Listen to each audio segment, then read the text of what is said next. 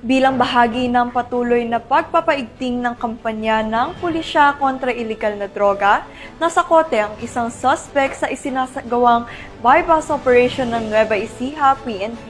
Matapos mahulihan ng mahigit 400,000 pisong halaga ng ilegal na droga. Patrolwoman Lixen Ray Saweran sa report.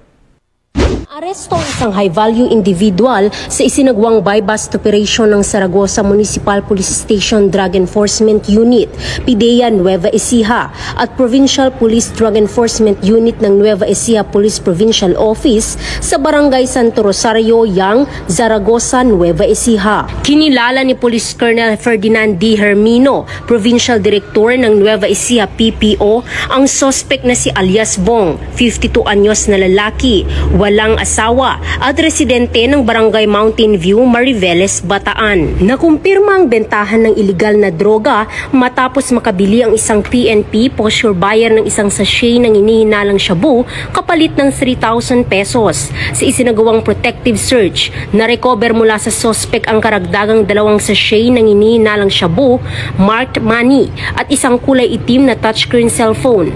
Tinatayang 57 gramo ng inihinalang shabu na nagkakahalaga ng 387,600 pesos ang kabuuang nasamsam sa operasyon. Dinala na sa himpilan ng Zaragoza Police Station ang suspect at mga nakumpiskang ebidensya para sa kaukulang dokumentasyon at disposisyon at sasampahan ng kasong paglabag sa Republic Act 9165 o ang Comprehensive Dangerous Drugs Act of 2002. Patuloy ang panawagan ng kapulisan ng Gitnang Luzon sa ilalim ng pamumuno ni Police Brigadier General Gines Fajardo, Regional Director ng Police Regional Office 3, sa publiko na makiisa sa pagsugpo sa kriminalidad upang mapanatili ang kapayapaan at kaligtasan sa buong rehiyon.